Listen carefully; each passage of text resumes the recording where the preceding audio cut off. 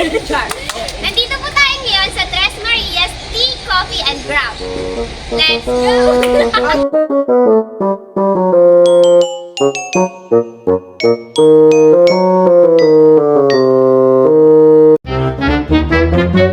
Magandang araw po. Magandang araw sa inyo. Paano po nag-start ang business niyo? Tsaka sino po yung nakaisip na ito po yung gawin mong business?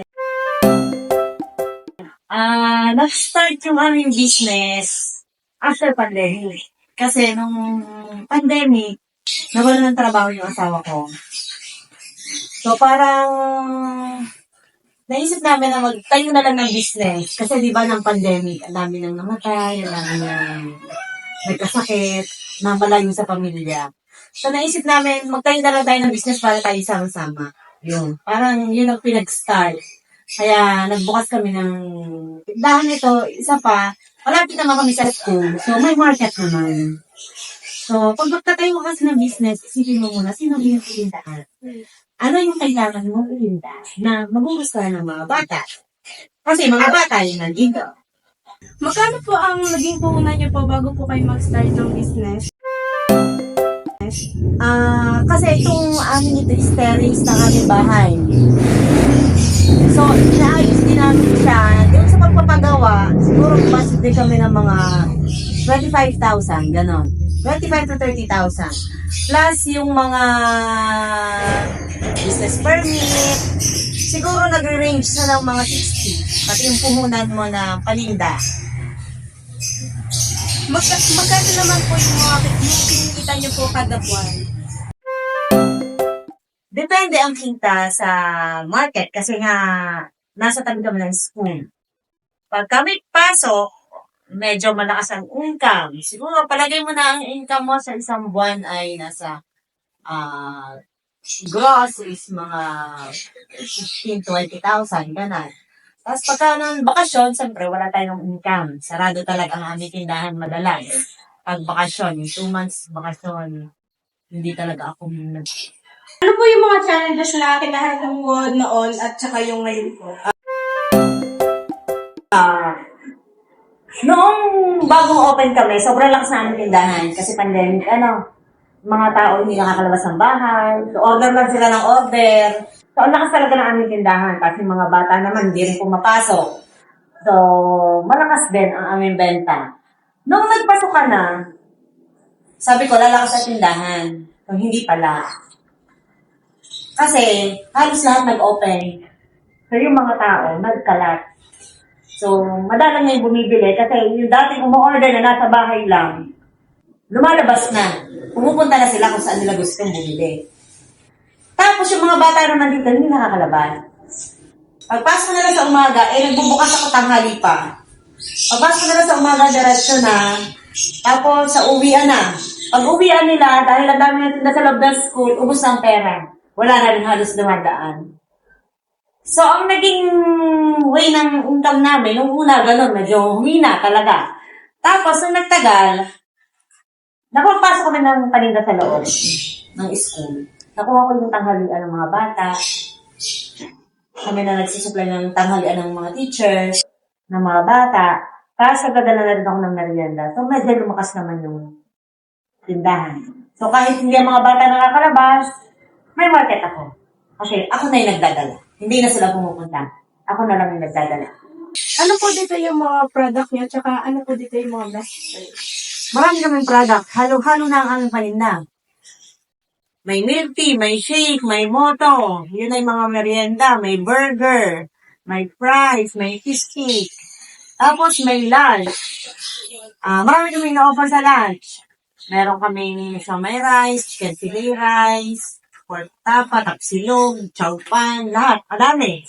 Tapos araw-araw nagluluto kami ng gulay. Gawa ng mga teacher, gusto nila gulay. Gulay, isda. May isda. Tapos ang best seller namin ay chicken fillet with rice talaga sa mga bata. Ayun. Ayun talagang gusto nila. Bakit? Dahil para siyang fried chicken pero wala nang buto. Basta mo na lang, walang tapon. Kumbaga lahat, kain. Ano po ang ma-advise niyo sa mga tao kung gusto pa lang pong mag-start ng business?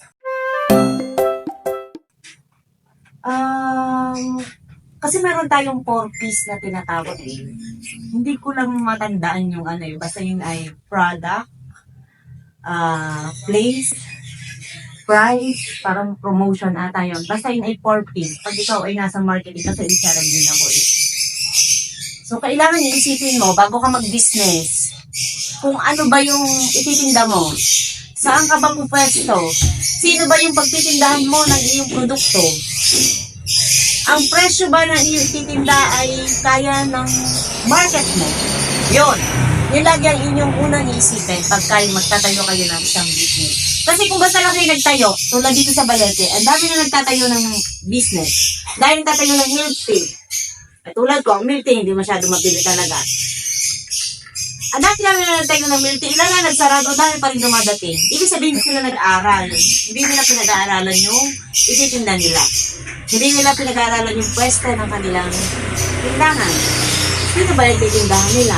Ayan, ang dami-dami nilang kalaban dito, tulad ng AC. Hindi sila umuupa ng pwesto. Umuupa sila ng tao, pero yung sa pwesto kasi malaking bagay na yun. Kung ikaw ay magdi-business, basta tatandaan niyo yung 4-piece. Hindi ko alam kung tama yung aking 4-piece na yun. Basta yung place, price, product, promotion. Hindi ko alam kung tama yung basta yun. Kabilang na din doon. Salamat po sa nilaan niyo pong oras para po masagot ang aming mga katanungan. Okay, walang ano man. Salamat din. Sana yung may naitulong ako sa inyo.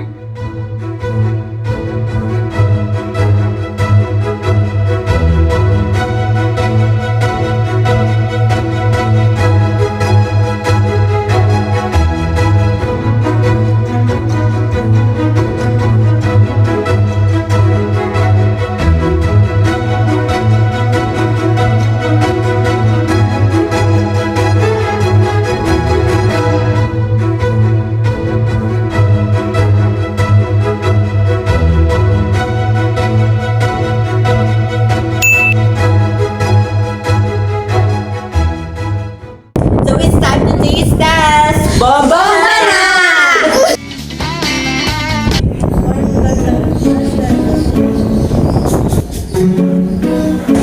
Masarap po. Lasa po siyang fries. First bite. First bite. Lasang patatas. Oh my God. Yummy. So, it's giving me. It's giving me. It's giving me. It's giving me. It's giving delicious. Delicious. Delicious. So, this is Price Moto po. Kung gusto niyo pong pumunta, katabi lang po doon ng Balete National High School. Meron po sila ng offer dito.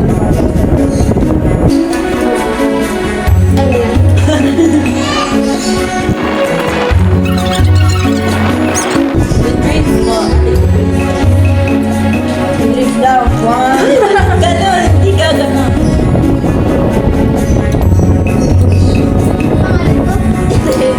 Kuha ka ng birth certificate.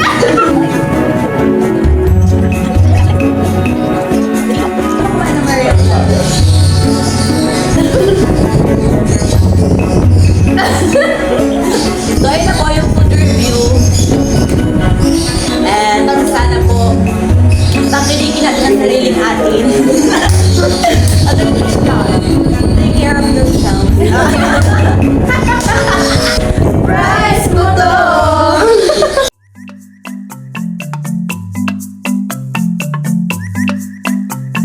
Ma'am Arlene, kung pinapanood mo man to, bomba na.